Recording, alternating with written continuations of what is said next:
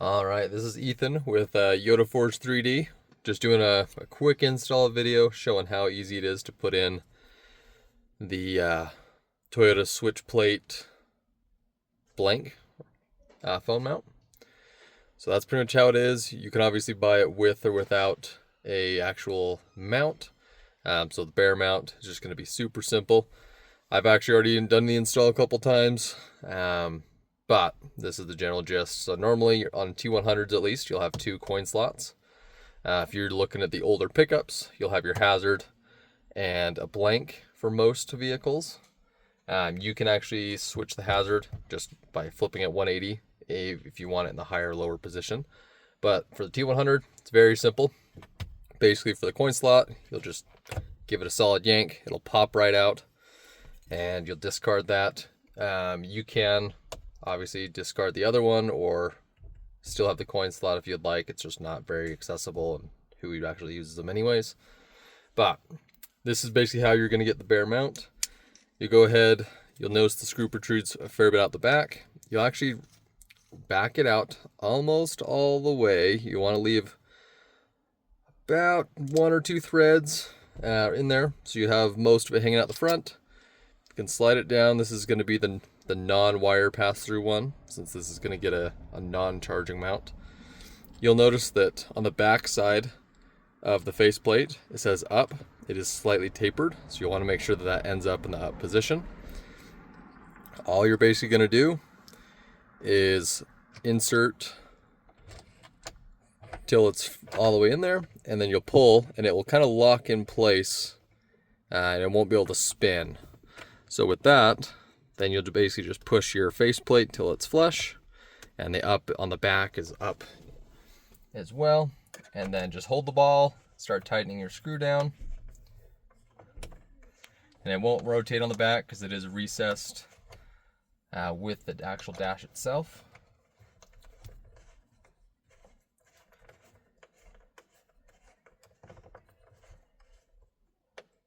All right, and then you can also use them Loctite. I do recommend it just on the thread, so that way the ball itself doesn't try and spin on you, just like it is right now, after the fact. But you can crank that down as tight as you're comfortable with.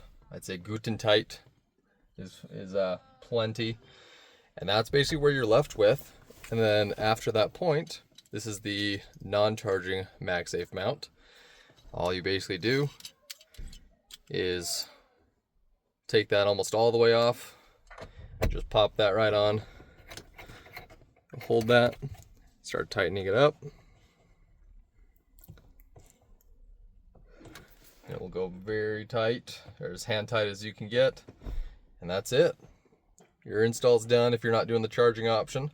If you are doing charging, there's going to be this cord that gets run through. The charging options will have a little notch, so that way when you put the mount in, the cord comes right through the notch. This will all be inside your dash. You can pop it out by your cigarette lighter, or I also sell pigtails, which I'll show you here in just a minute, that you can splice into either a fuse block in your car or even into the cigarette lighter if you want to bury all the wiring. That way you don't have to worry about it. It doesn't take up your cigarette lighter port. So super simple install, should take you less than 2 minutes. Nothing crazy. Alright guys, and like I said, here is the USB-A pigtails that I also sell as well. This one's shortened. Normally they're 12 inches of wire length. And then obviously you can kind of tap those wherever you want. For something simple like this though, I'm just going to be doing a tap into the cigarette lighter right off the back. I've already got my radio out for some other stuff, so that makes it pretty easy. You're basically just looking for your 2-prong plug. I'm actually using some posi taps, which are fantastic, way better than the vampire taps because they don't risk cutting the wires. Basically just has a little needle that drives down in, and then you just use your taps right in the top.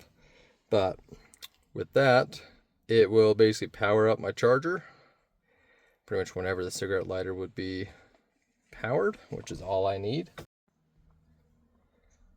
Alright guys, and like I said, here is the USB-A pigtails that I also sell as well. This one's shortened. Normally they're 12 inches of wire length. And then obviously you can kind of tap those wherever you want. For something simple like this though, I'm just gonna be doing a tap into the cigarette lighter right off the back. I've already got my radio out for some other stuff, so that makes it pretty easy. You're basically just looking for your 2-prong plug. I'm actually using some posi taps, which are fantastic, way better than the vampire taps because they don't risk cutting the wires. Basically just has a little needle that drives down in, and then you just use your taps right in the top. But with that, it will basically power up my charger pretty much whenever the cigarette lighter would be powered, which is all I need. And then once you've got your wires tapped, then you'll have your pigtail that comes right off. Now it's all dirty. And you'll just go ahead and run that directly to the USB-A if you did the wireless charging option. Just plug that bad boy right in. And of course with USBs, you'll flip it around a couple times and finally get it. And then just bury it all. Make sure you reconnect your cigarette lighter.